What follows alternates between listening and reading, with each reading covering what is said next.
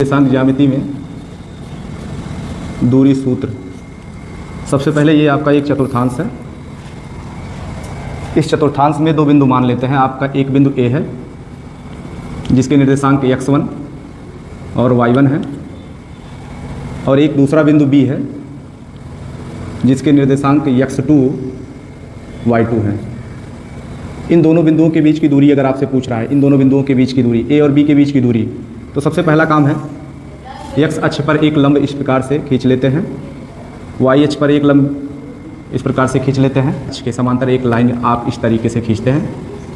ये आपका बिंदु P है, ये समकोण त्रिभुज बनाएगा। अगर इसमें बात करें तो ये दूरी x1 है और ये पूरी दूरी आपकी x2 है।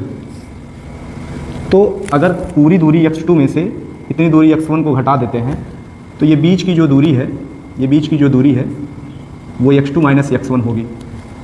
इसी प्रकार से इतनी दूरी y1 है, ये पूरी दूरी y2 है।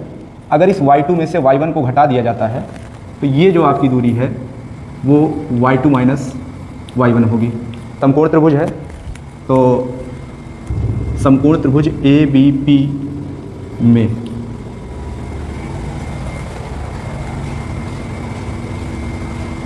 पाइथागोरस प्रमेय से AB square equal to AP square plus PB square, AB square equal to AP square plus PB square Pythagoras प्रमेय लगाया गया है। हम इस त्रिभुज को लिए हुए जो समकोण त्रिभुज है उसमें, तो ये AB स्क्वायर, ये आपकी जो A से B तक की दूरी है, ये कर्ण है, ये आपका आधार है, आधार का स्क्वायर AP स्क्वायर, और ये आपका लंब है PB स्क्वायर। AB स्क्वायर निकालना है और AP की वैल्यू है x2 माइनस x1 का होल स्क्वायर, PB की वैल्यू है y2 माइनस y1 का होल स्क्वायर। तो ये तो AB स्क्वायर इक्वल टू आया, तो AB इक्वल टू क्या हो जाएगा, मीन्स इसका वर्गमूल अंडर रूट में x2 माइनस x1 का whole square plus y2 minus y1 का होल स्क्वायर। यही दूरी सूत्र है। अब इस पर कुछ सवाल देख लेते हैं हम लोग। एक क्वेश्चन है, क्या रखा है, बिंदु 3,4 और एक दूसरा बिंदु है -2,3।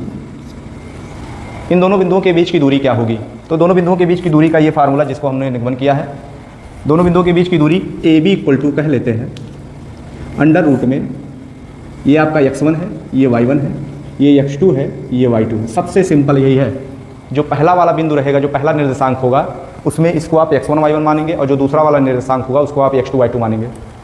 फार्मूले में ये फार्मूला है दो बिंदुओं के बीच की दूरी, इसी फार्मूले में ले जा करके इन मानों को रखेंगे। तो सबसे पहले x2 means -2 minus x1 means 3 का स्क्वायर प्लस फार्मूले का है y2 माइनस y1, ये आपका y1 मीन्स 4 का स्क्वायर अंडर रूट में -3 -2 ऐड होके -5 का स्क्वायर प्लस 4 -3 या 3 -4 मीन्स -1 का square under root 5 square 25 means 25 आएगा।